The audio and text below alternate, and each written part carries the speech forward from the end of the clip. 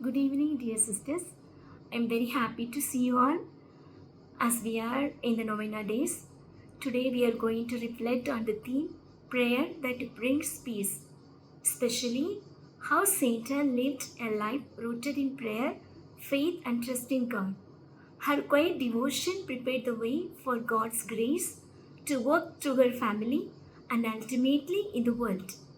Through prayer, Satan teaches us that hearts can be transformed, hope can be renewed, and God's peace can enter even the most troubled situations. As we open ourselves to God in prayer, we too can become instruments of grace, patience, and peace in our communities and in the world. Saint Anne holds a unique place in Christian tradition as the mother of the Blessed Virgin Mary and grandmother of Jesus Christ. Her story emerges from the Proto-Evangelium of James. Saint Anne's name derives from the Hebrew word Anna, which means grace or favor. It signifies that her entire life was oriented toward receiving and transmitting divine grace. This creates a beautiful chain of grace. Anne means grace. She receives God's grace in her womb. Mary means full of grace. She receives God's grace to bear Jesus. Jesus means grace incarnate. He is the source of all grace. Saint Anne's life demonstrates that grace is not earned but received through faithful prayer and surrender. According to the tradition, Saint Anne and her husband Joachim were a devout, childless couple and advanced in years. Their story parallels that of the Old Testament prophet Samuel, whose mother Anna also prayed desperately for a child. This parallel is not accidental, but it places Saint Anne within Israel's salvation history as another barren woman through whom God would bring forth a miraculous birth.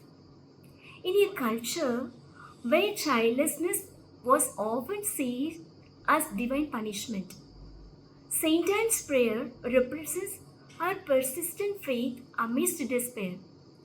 The infertility was not a private sorrow but a public source of shame. Yet, rather than turning away from God, Saint Anne and Joachim turned towards God in prayer. This teaches us that prayer is not the absence of pain, but the presence of God in the pain.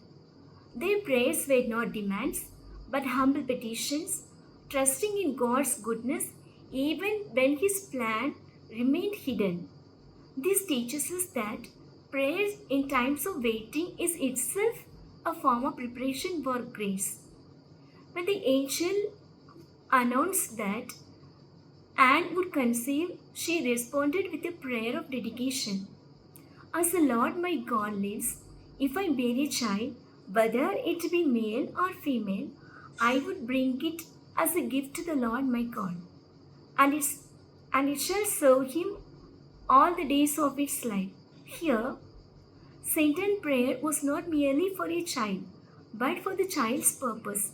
She understood that her motherhood was not for her own fulfillment, but for God's service. Saint Anne's own life and her years of waiting, her acceptance of God's timing, taught Mary that life's deepest meaning comes from surrendering to God's plan. When the angel Gabriel came to Mary, she responded, "Behold, I am the handmaid of the Lord. Let it be done to me according to your word." This radical surrender echoes her mother's earlier surrender. "If I bear a child, I will bring it as a gift to the Lord my God." More importantly, Saint Anne's preparation was largely hidden. No crowds watched her the way she taught Mary to pray. No records noted her daily sacrifices. Yet, in the quiet of a Nazareth home, through countless small acts of faith, Saint Anne formed the woman who would become the Mother of God. This reminds us that the most crucial spiritual formation often happens in obscurity. Saint Anne's life offers several profound theological lessons about how prayer prepares the way for God's grace. Firstly, God works through ordinary faithfulness. Saint Anne was not a prophet or a queen. She was an ordinary woman of faith. Yet, through her faithfulness, her daily prayers, her patient waiting, her loving care for the family, paved the way for God to prepare the vessel who would bear the Messiah. This reveals a fundamental principle of salvation history. God often works through the hidden, faithful lives of ordinary people. Secondly, prayer aligns us with God's timeline. Satan had to wait advanced in years for her child. Her prayer life was not about forcing God's hand, but about aligning her heart with His timing. In doing so, she became ready for the grace God had prepared. Similarly, our prayers prepare us to recognize and receive God's grace when it comes often in unexpected ways. Thirdly, motherhood as a vocation of grace. Saint Anne elevates motherhood to a sacred vocation. Her preparation for God's grace was inseparable from her preparation to be a mother. She understood that to raise a child for God, she first had to be a woman of God herself. This challenges any notion that spiritual life is separate from family life. But for Saint Anne, they were deeply integrated. Fourthly, the generational transmission of faith. Saint Anne's prayer life did not just affect her, it created a spiritual legacy. By forming Mary in faith, she indirectly prepared the way for Jesus.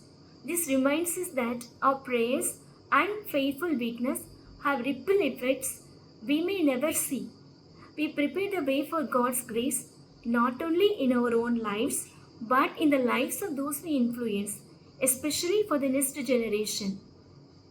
Fifthly, grace as gift, not right. Satan's story emphasizes that grace is always gift. She did not earn Mary through her prayers. Rather, her prayers disposed her to receive God's gift. This is the essence of the spiritual life. We prepare ourselves through prayer and virtue, but grace remains God's unmerited favor. What Saint Anne's life teaches us today? Saint Anne's life teaches us that prayer is fundamentally about preparation, preparing our hearts to receive what God decided to give. Her decades of faithful prayer, surrendering her own desires to God's will, her dedication of her daughter to God's service, all this prepared the way for the incarnation itself. In a world that often seeks instant results, Saint Anne stands as a witness to the patient work of grace. She shows us that the most significant preparation for God's action happened in the hidden places of faithful prayer, in the daily surrender of our will to His will. Next, prayer that transforms hearts and brings divine peace into troubled situations, especially war. The world is engulfed in multiple simultaneous wars. Ukraine enters its fifth year of conflict. Sudan faces the world's largest displacement crisis, over 40 million people uprooted. Myanmar, Iran, Palestine, Nigeria countries continue to bleed with no end. People suffer during war in many ways that go far beyond physical injuries. War affects every part of a personal life, including their mental health, emotional well-being, relationship, and future. Many families lost their loved ones, became separated, and displaced to refuge camps or unfamiliar places where they maybe have limited access to their own personal needs. Many struggle with trauma, depression, fear, and sleepless nights.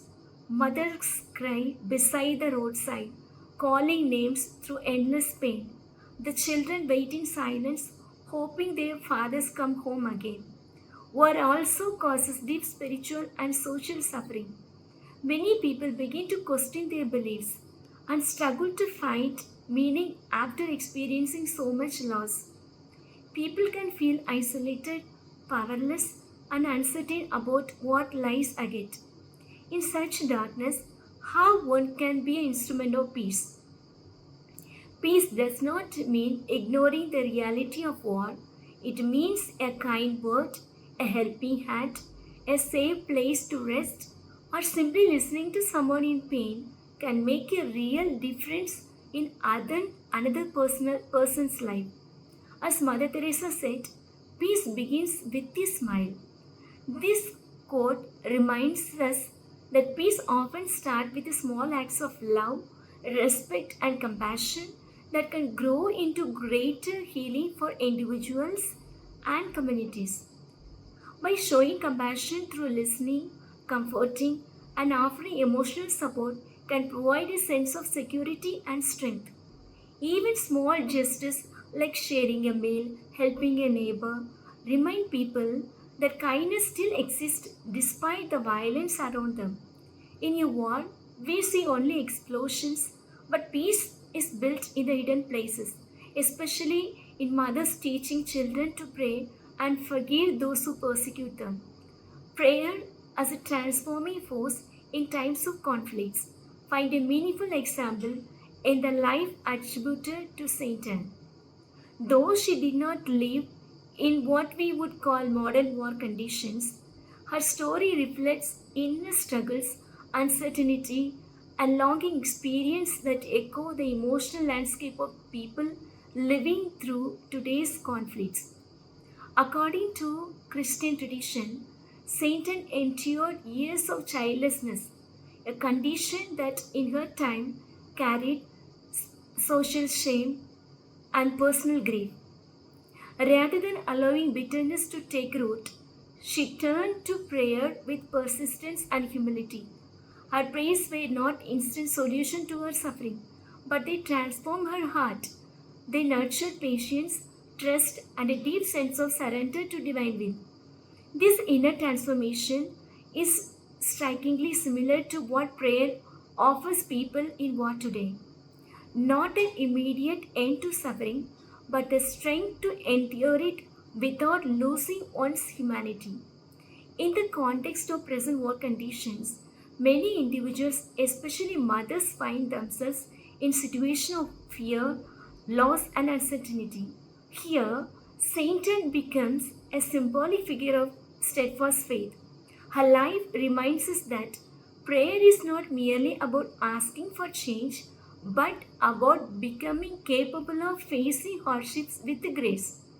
Just as her prayers eventually led to the birth of Mary, prayer in times of war can give rise to unexpected seeds of healing, peace, and renewal. Furthermore, Satan's quiet faith highlights often the unseen power of spiritual resilience. She was not a political leader or a public figure shaping events directly, yet her role was fundamental. In a similar way, those who pray during their difficult situation, often in silence, away from the public eye, contribute to a deeper transformation of the human spirit. Their prayers cultivate compassion, prevent the spread of hatred, and sustain hope where it might otherwise disappear. Divine peace, as reflected in Saint Anne's life, is not dependent on external circumstances. It arises from trust in something greater than immediate suffering. This kind of peace does not deny pain, but coexists with it, offering stability in the midst of chaos. For people living through war, this inner peace can mean the difference between despair and perseverance. At the same time, Saint Anne's example also suggests that prayer prepares individuals for responsibility. Her faith was not passive, it was generative. In today's world, a ceaseless prayer can encourage people not only to seek peace inwardly, but also to act outwardly with kindness, courage, and commitment. In conclusion, when we view it through lens of Saint Anne's life, prayer emerges as a quiet but transformative force that shapes hearts, and sustains divine peace even in the darkest circumstances. Her story offers a timeless reminder that while external conflicts may rage, the inner work of faith and prayer can nurture hope, resilience, and ultimately the possibility of peace. Now, let us all pray together to Satan. O glorious Satan, whose name means grace, you who prepared the way for God's grace through your faithful prayer, intercede for us that we may also prepare our hearts to receive whatever God decides to give us. Help us to trust in His timing, to surrender our plans to His will, and to raise up the next generation in faith and love. May we, like you, become hidden instruments of His grace in the world. Amen. Wishing you all advanced happy feast. Thank you.